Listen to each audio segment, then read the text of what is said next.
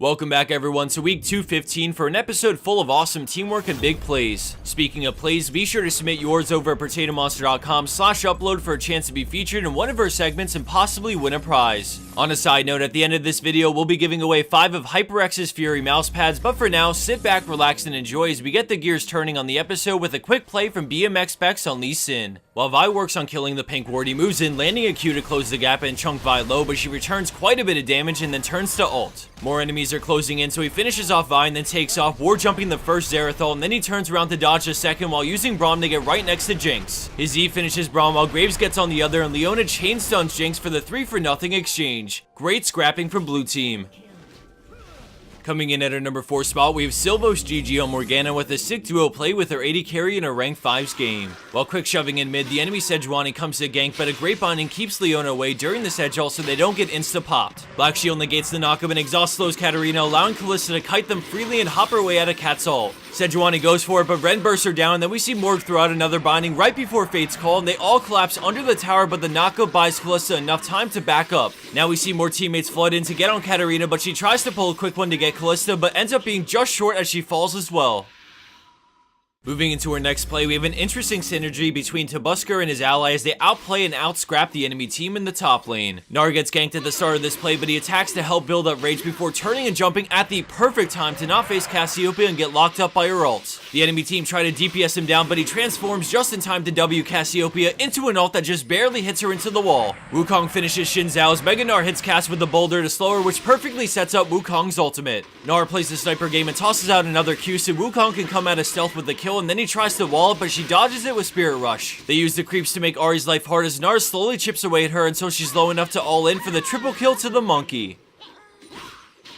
Landing in its second place, we have Turtleye on Jinx, who handles an early game tower dive with great precision. We see her clearing the wave, completely unaware of the Lee Sin on the other side of the wall, looking to dive. He lands the Sonic Wave on her and decides to go on Jinx, but Braum looks much more appealing, so they focus and kill him first as Ahri ults in for Jinx, but she gets excited from the kill and repositions while dropping the chompers on Lee. All the creeps are dead, so between the slow from Zap and the tower on Lee Sin, he goes down from the tower shot, which gets Jinx excited so she can catch Ahri before she breaks line of sight. After scoring the 3-for-1, red team comes out way ahead, but then Jinx fires out a rocket and catches Yasuo sleeping for the massive early game quad. And for our number 1 pro play for this week, we have McBoogerballs on Braum in a high elo team fight to decide the game. Both teams are setting up the dragon area in preparation for its respawn, but the friendly blue team see a pick on Pantheon, and as this happens, the enemy team go after the friendly Lee Sin and chunk him really low, so while Lee Sin wraps around to rejoin his team at low health, Maokai engages full force. Ziggs has to flash out, so Maokai pulls back to join his team as they move as a unit, but now let's turn our focus back over to Braum. All of a sudden, he sees an amazing opportunity to lay down his ult, setting his team up for a massive wombo between Ziggs and Graves, which AoEs them down extremely fast. As the fog begins to clear on this team fight, we see that blue team has come out way ahead as they clean up what remains of the enemy team for the clean ace without losing anyone. When the gold scores are close and each team is grouped, it usually comes down to who can find the right engage, and in this case, Braum's ultimate was literally game deciding because off of this play, they're able to actually wrap up the game within a single push. Let's dial back and rewatch that team fight and engage one more time before moving on to the bonus clip and HyperX giveaway.